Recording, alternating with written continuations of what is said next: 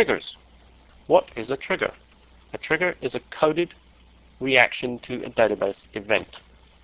An event causes the execution of a trigger, which can be specified within the trigger. Triggers can be used for referential integrity. It's not recommended. It's better to use constraints. It's much faster to use constraints. They can be used to log events, for instance, database events. There is a whole section in Oracle on auditing, which is really database administration, but auditing is much more efficient than using triggers for event logging. Quite simply put, triggers are really rules. Rules have been used in some relational databases in the past to create expert systems. Expert systems react to certain database events or states in order to assess various paths of execution. Triggers can be used for something like that. They can be used for referential integrity and event logging. Quite often triggers will be used in applications where most of the people working in the applications are more programming oriented and they know much more about writing PL/SQL code as opposed to constructing constraints for referential integrity and setting up Oracle auditing. Triggers do have their uses. The create trigger syntax.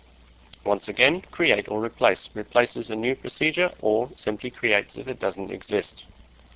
Trigger is executed and defined as being before, after, or instead of. As we can see from the callout, a before trigger is executed before an event occurs. Even though, for instance, we say insert a record, the insert command has begun to execute, but it won't make any changes until the trigger has been executed, because the trigger is specified as to be executed before an insert event is actually performed. After is the opposite way around. It occurs, for instance, after an insert statement is performed.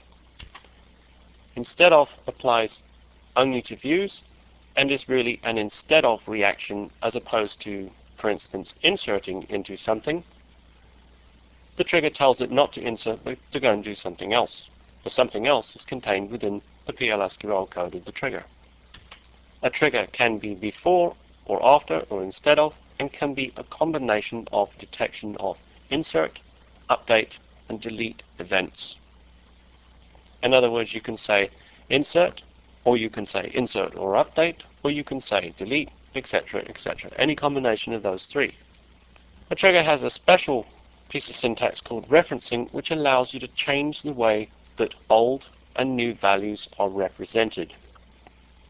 This is not really necessary to use, but within a trigger, as in within expert systems built by relational database rules, you can generally reference a value in a column as two values, as the value before it's been changed and the value after it's been changed. So you would reference that value as old.column_name or new.column_name.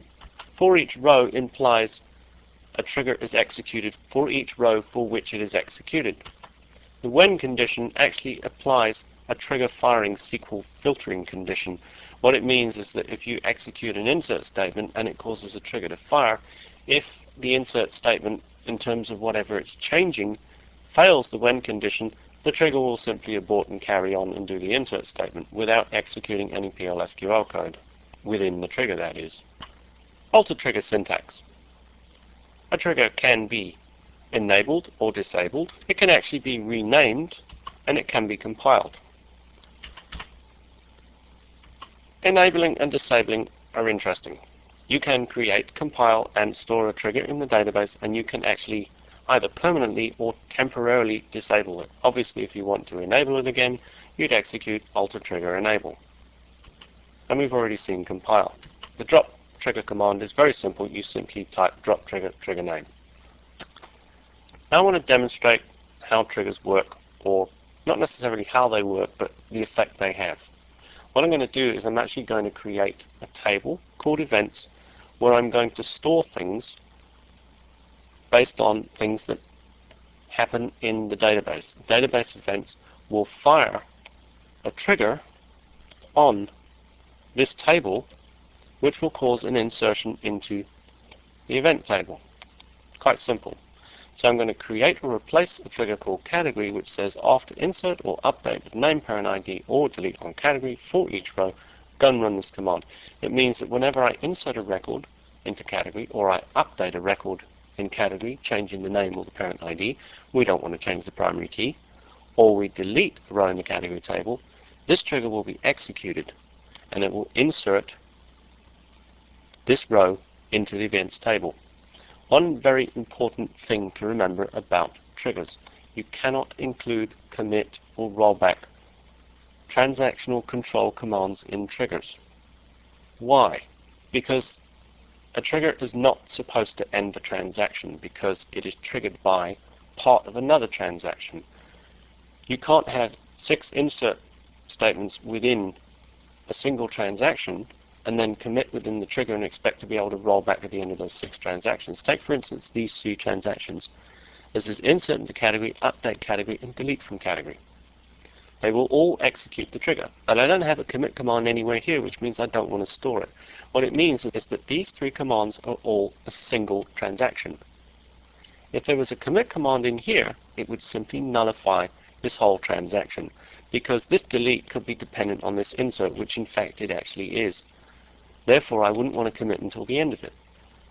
Commit and rollback inside the triggers are not allowed for a very good reason, and that's the reason. So, that can cause other problems, because triggers can fire other triggers. What would happen if this happened to be an insert into the category table?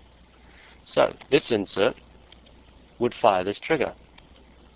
It would execute an insert in the category table, if this was a category table insert, which would in turn fire the same trigger again itself, so it would recurse infinitely into this trigger.